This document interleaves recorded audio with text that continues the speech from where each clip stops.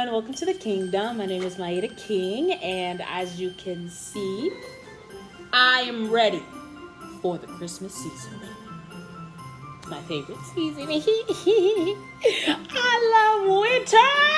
So today's video, we're gonna have a little bit of story time, and I'm gonna tell y'all about the time I went to a chicken place and had the most ghetto experience of my life. Almost could have gotten shot too.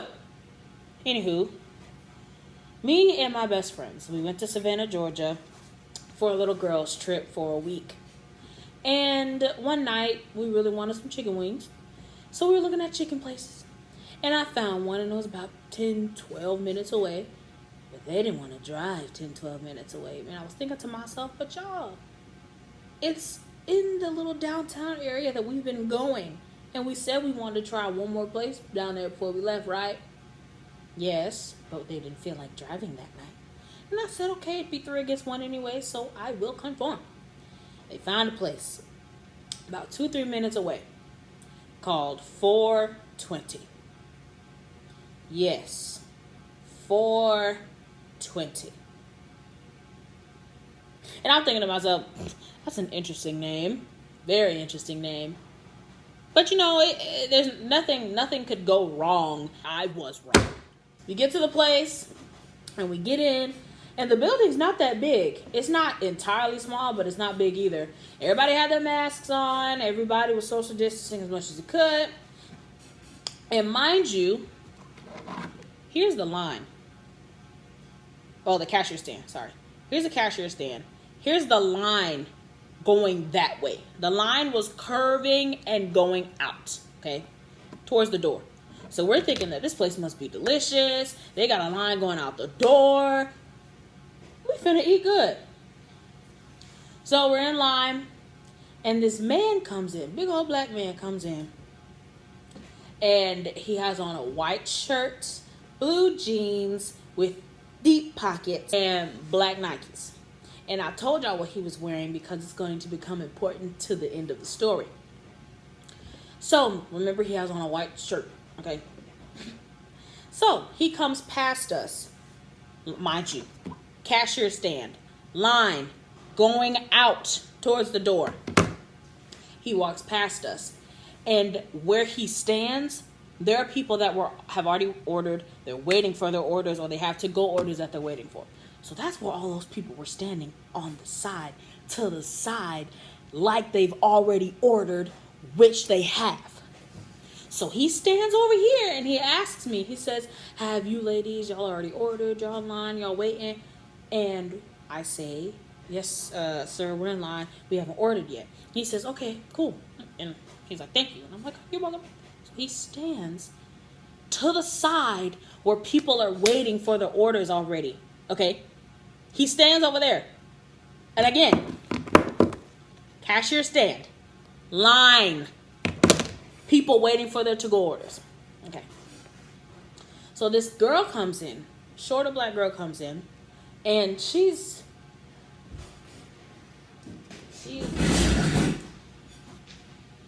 about this small. She's this small. Okay. She's literally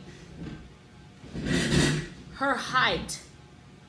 I don't even know how to describe her height. She was small. Like, her height started or stopped right here. Okay, she was small. She gets in line behind us, and we order, and we stand off to the side, that area where all the people that have already ordered or have to-go orders are waiting. She gets to the cashier stand to order her food, and this man goes off. He says, Miss Ma'am, what are you doing? And she goes, excuse me, sir? And he says, I was in line. How you gonna cut me like that? And she goes, sir, you were not in line. You were standing off to the side. No. That I was in line. How you gonna cut me? Who the you think you are? I don't know who the you think you are. You know? And it's right. And she goes, sir, I don't know who you think you're talking to, but but I'll show you if I need to. And he was like, I don't know who you think you're talking to. You ain't gonna cut in front of me. You know what I've been through. You know what I've been dealing with. You don't know what life done did to me. And she was like, first of all, sir, I don't give a about your life. You're not gonna talk to me like you don't got no sense. You're gonna talk to me. You, sir, I don't care how big you are. I'll fight it. I don't give a how big you are. Mind you, this girl is this small. But she was having none of it. She had on a shirt that said hood chick anyways. So she wasn't playing no games. So they were going back and forth. And the lady behind the cashier stand, she comes out and she grabs the girl and she's like, no, baby, no, don't even do that. Don't do that. So the lady goes, she's like, first of all, sir, you're not even supposed to be in here without a mask. I don't know how we missed it, sir, and you're scaring our customers. You're making our customers uncomfortable. So he says, no, ma'am, I'm sorry, but she ain't finna cut in front of me. I've been dealing with too much today. I don't got time for that. So she says, sir, well, either you're going to have to get a mask or just leave and not come back because you're making all of our customers uncomfortable. And he was like, nah, this. So he leaves. And we're thinking, you know what? That's the end of it. We were wrong. He comes back in with a mask. And me and my friends, we was clowning. When we got in the car, we said he only put that mask on so he couldn't be identified. He comes back in and he says, now, I want to understand why you thought it was okay to cut me with your little. And she goes, oh, this little will whoop your. I'll beat your. She's, going off at her again. She's this small. But she wasn't having none of it. Then he goes again. You don't know what I've been dealing with. You don't know what life been doing to me. You don't know what I've been dealing with. You don't know what this day has been like for me. And we're thinking it's time to go. Let's go. So we're still just standing there and I'm just on my phone. I'm like, this too shall pass. I'm trying to disassociate myself right now. So this man says, but how am I lying? How am I lying? I was standing right in front of these 4 ladies right here. Excuse me, sir. Don't put us in this. We were thinking to ourselves, why would he do that? Why would he put us in there? We don't want to be in this mess. This is ghetto. We don't want to be here. We just want to get our food and leave. Okay? So we're thinking, you know what? It's just time to go. But we're still kind of scared. We don't want to move and him go, where y'all going? So we just kind of stood there. We said, you know what? Maybe they'll call our food and everything will be good. No, he starts knocking stuff over. He starts knocking stuff off the counter. He starts knocking stuff off the to-go area. He starts flipping chairs and turning tables like a bat out of hell. So then that's when we decide to leave. So we got to the car and we were clowning and joking. We were like, oh my gosh, this is the most ghetto experience. We knew. And then they had a nerve to blame me. Talking about somebody that got us, you got us in this ghetto area of the town. I said, first of all, I didn't want to come here. I wanted to go to the chicken place 10 minutes away.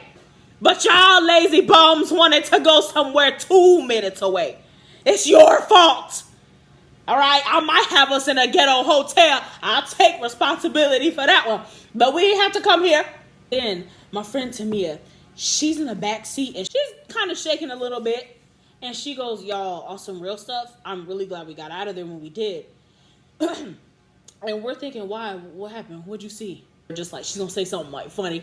She was like, it stopped me in my tracks. He said, you don't know what life has done to me. I don't need to be dealing with this today. I'll blow you away.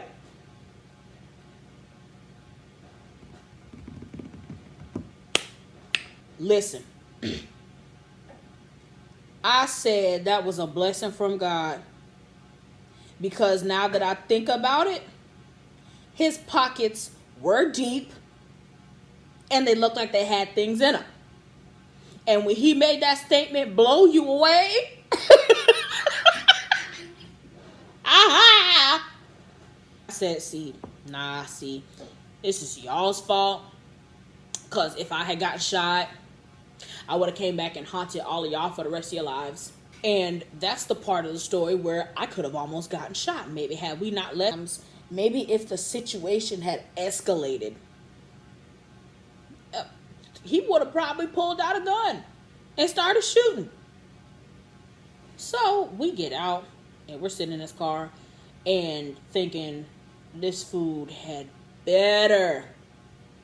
It had better be banging for what we just went through. It better be good. I got some fettuccine, some shrimp fettuccine Alfredo and honey barbecue chicken wings, and then they had this lemonade. It was delicious, okay? And then the rest of them, they tried some fries and then other types of chicken. So do you guys remember what I said about the white shirt? Hope you do. It's about to get really fun in a minute. So we're sitting in the car and we're just too nervous to go back in there because he's still in there. We don't want to deal with it. And I get on my phone to start telling my friends that aren't here with us what just happened. Next thing I hear is, he's running, he's running, he's running, he's running. I turn, I see this big old white blur past the car. I have never seen somebody that big run that fast. Listen.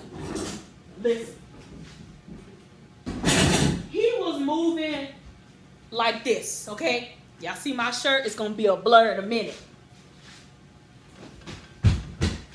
Gone. Y'all didn't see me. All you saw was a green blur past you. And he was running like this. Yep. He was running like that. And so then we're thinking, somebody must have called the cops if he's running like that. My friend Alexia, she goes, he ain't running like that for no reason. He running because he got warrants. But he was running, boy. And we're thinking, who called the cops? We don't remember anybody calling the cops. So we see 2 cop cars pull up. And this man is running. And he gets to his car. And he gets on his phone, but he doesn't immediately get in his car. And I'm thinking, if you want to get away from the cops, why are you still here? I'm out of breath. Whew. I said, if you want to get away from the cops, why are you still here? And all 3 of my friends breaking their necks to look back. And I said, if y'all don't stop looking at him before he come over here, we don't have time for that. And then he looks in the direction of our car that we were in. And I was like, duck, y'all, duck. So we all ducking and we look like this. And he drives away. And there's a cop. And she's talking to another, I guess it was her partner. And she goes, how the did we not catch him? We pulled up and he was still running. We were in cars. He was still running. How did we not catch him? And she was not happy. But yeah, that was a very ghetto experience at the chicken place called 420. They were really nice people. We went back in and we were talking to the girl, a little short girl. She's like, I don't take none of that. I don't care who you are, where you're from. I grew up in the hood. I grew up with that. I grew up dealing with us like him. Okay, I don't care how big you are. I'll beat your...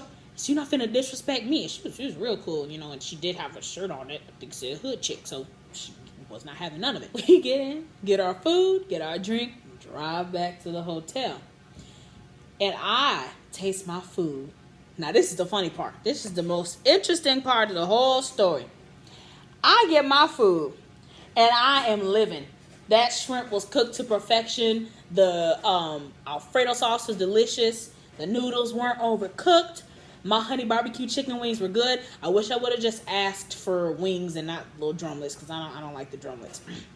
But it was still good. The sauce was delicious. And then the lemonade, I think it was homemade. It was delicious. Now, here's the kicker. I was the only one that liked my food.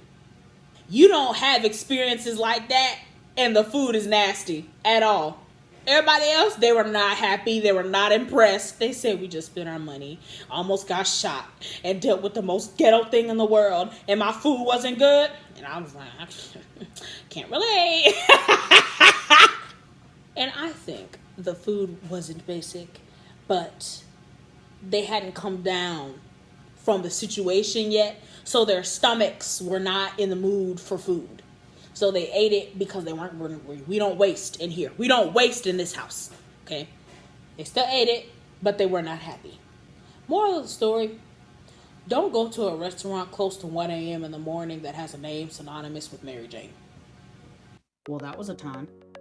Listen, I had never been in a situation so ridiculous in my life, and I don't ever want to go through something like that again. So, I hope y'all enjoyed this story, and I know I'm going to have more story times for you guys to come. Please leave a like, a comment, and subscribe at the end of this video if you enjoyed yourself. Always remember that God loves you, and I do too. P.S. One of the first symptoms of heart disease can be sudden death. So stay healthy out there.